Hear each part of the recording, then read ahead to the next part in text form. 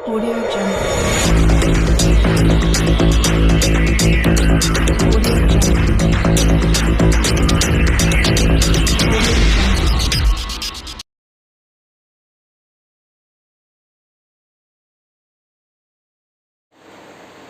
Good evening बच्चों। आज हम एक बार फिर से अपनी NMNS की तैयारी में अगला टॉपिक करेंगे, जो कि है लाभ और हानि। लाभ और हानि के हमने बहुत सारे प्रश्न लेकिन पिछले वीडियोस में करे हैं। जो हमने बुनियाद का पेपर सॉल्व किया उसमें भी बहुत सारे क्वेश्चन इससे संबंधित थे। इंग्लिश में हम इसे प्रॉफिट एंड लॉस भी कहते हैं। जब भी हम किसी चीज़ को खरीदते हैं, मान लो हमने कोई चीज़ 100 रुपये में खरीदी, 100 रुपये में किसी भी चीज़ को हमने खरीदा और अगर हमने उसको कुछ अधिक पैसों में बेच दिया, जैसे 125 रुपये में हमने उसको बेच दिया, तो आप देख सकते हैं कि यहाँ पर हमें क्या हो रहा है, लाभ हो रहा है। जिस मूल्य पे हम किसी वस्तु को खरीदते हैं वो तो हमारा होता है क्रय मूल्य, क्रय मूल्य, या फिर हम उसको कॉस्ट प्राइस भी कहते हैं, यानी कि CP। और जिस मूल्य पे हम वस्तु को बेचते हैं वो हमारा होता है विक्रय मूल्य, यानी कि सेलिंग प्राइस। अब विक्रय मूल्य जो है हमारा वो कम भी हो सकता है और ज़्यादा भी हो सकता है। यदि हमने वस्तु 100 रुपये में खरीदी, 125 रुपये में बेची, यानी ज़्यादा में बेची, यदि विक्रय मूल्य ज़्यादा हो, यदि हमारा विक्रय मूल्य जो है ज़्यादा हो तो हम कहते हैं कि लाभ हुआ, तो हमें लाभ हुआ। तो लाभ के लिए हमारा सबसे पहला यहाँ पर फॉर्मूला क्या आ जाएगा,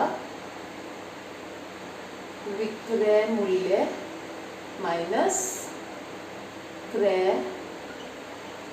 मूल्य।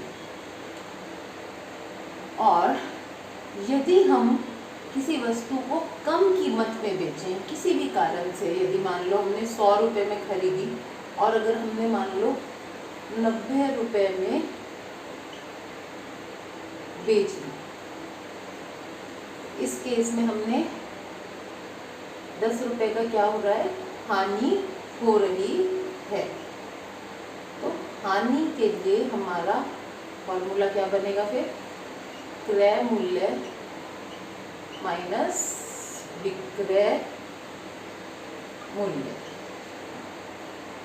तो ये आपके फॉर्मूले हैं लाभ के लिए और ये हानि। किसी भी एग्जाम के लिए ये बहुत इम्पॉर्टेंट टॉपिक रहता है। इसमें से आपको बहुत सारे प्रश्न पूछे जाते हैं इस टॉपिक में से, कि किसी वस्तु को बेचा, खरीदा, लाभ हुआ, हानि हुई। तो ये एक इम्पॉर्टेंट टॉपिक है बच्चों इसके लिए।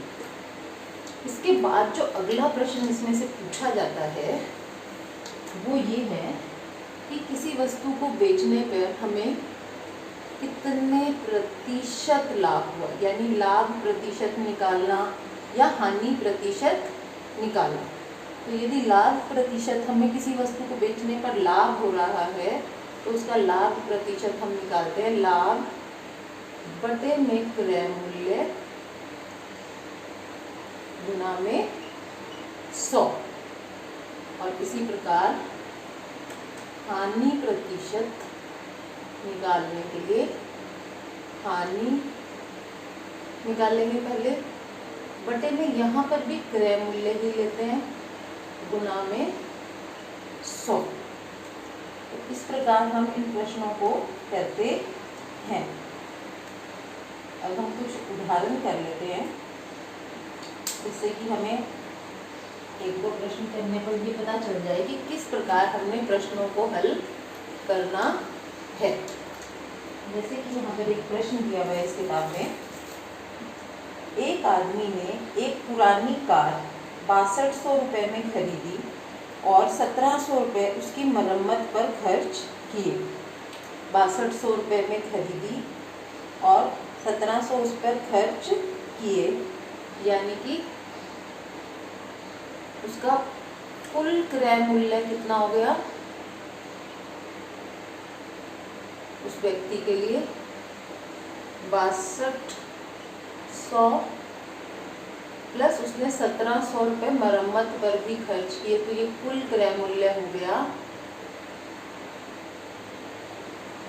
7900 रुपये। यदि उसने कार को 8200 रुपये में बेच दिया तो उसको कितना लाभ हुआ। अब कार को बेचा कितने मूल्य पे, कार को उसने बेचा, विक्रय मूल्य हमारा कितना है 8200 रुपये पे। आप यहाँ देख ही सकते हैं स्पष्ट रूप से कि खरीदने में उसको इतने पैसे खर्च करने पड़े और उसने इतने रुपए में बेच दी, तो यहाँ पर उसको लाभ हो रहा है। लाभ हमारा होता है विक्रय मूल्य माइनस क्रय मूल्य, तो विक्रय मूल्य माइनस क्रय मूल्य ये हो जाएगा हमारा 8200 माइनस 7900। इसमें से माइनस करेंगे 0 0 और 12 में से 9 गए 3, यानी कि उसको 300 रुपये का लाभ हुआ। अब यदि इसी प्रश्न में हमें लाभ प्रतिशत भी निकालना पड़े तो कैसे निकालेंगे। सबसे पहले लाभ बटे में क्रय मूल्य, ये हमारा क्रय मूल्य है, और गुणा में 100। यहाँ पर 2 जीरो से हम 2 जीरो को काट देंगे और यहाँ पर भाग कर देंगे हम 300 को 79 से भाग करेंगे तो हमारे पास उत्तर हमें प्राप्त हो जाएगा। ये देखिए आपका 4 पे जाएगा 36, 4 पे मिल जाएगा, ज़्यादा हो जाएगा ये। 3 पे करके देखते हैं। 9 के 27, हासिल 2, 21, 22, 23, 237। शेष हमारे पास बचेगा 3, 9 में से 3 गया 6। तो यहाँ पर लाभ हो रहा है हमें 3 सही 63 बटे 79% का लाभ हुआ। तो इस प्रकार हम इस प्रश्न को कर सकते हैं। और एक प्रश्न और करके देख लेते हैं। वीडियो के एंड में मैं आपको कुछ प्रैक्टिस क्वेश्चंस भी दे दूंगी जिससे कि आप उनको प्रैक्टिस करें और आप इस कॉन्सेप्ट को अच्छी तरह से समझ पाएँ। क्वेश्चन है जैसे, महावीर ने एक छाता 30 रुपये में खरीदा। यदि उसे छाते पर 20% लाभ पर बेच दिया तो छाते का विक्रय मूल्य क्या है। ये हमारा एग्जाम्पल नंबर क्या है, दूसरा। तो यहाँ पर आपको बताया गया है छाते का क्रय मूल्य है 30 रुपये, और ये भी बताया हुआ है कि लाभ प्रतिशत जो है वो है 20%। लाभ प्रतिशत कितना है 20। तो छाते का हमें क्या निकालना है, विक्रय मूल्य निकालना है। सबसे पहले हम लाभ प्रतिशत का अपना फॉर्मूला देखें। लाभ प्रतिशत के लिए फॉर्मूला है लाभ बटे में क्रय मूल्य गुणा में 100। अब यहाँ लाभ प्रतिशत हमें बता रखा है 20, लाभ होता है हमारा विक्रय मूल्य माइनस क्रय मूल्य। क्रय मूल्य हमारा है 30, फिर बटे में क्रय मूल्य हमारा 30 है, गुणा में 100। यहाँ पर 0 से 0 कट गई। इस 3 को हम आर पार की गुणा से इधर इस साइड ले जाएंगे तो ये हो जाएगा 60 बराबर इस 10 की इन दोनों से गुणा होगी 10 विक्रय मूल्य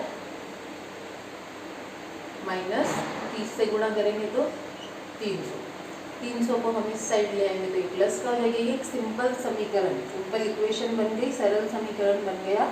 यहाँ पे हम विक्रय मूल्य को x भी मान सकते थे। ये हो जाएगा आपका 360 बटा में 10 विक्रय मूल्य, या फिर विक्रय मूल्य हमारा हो जाएगा 360 बटे में 10। 0 से हमारा 0 कैंसिल हो गया, हमारा उत्तर आ जाएगा 36 रुपये।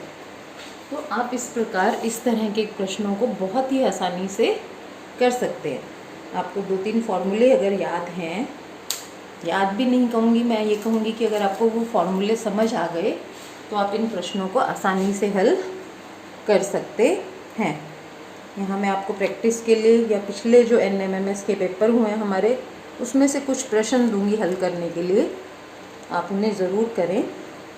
और यदि आपको कोई दिक्कत आती है करने में तो आपके पास बहुत आसान तरीका है, आप कमेंट में लिखकर पूछ भी सकते हैं। Thank you very much.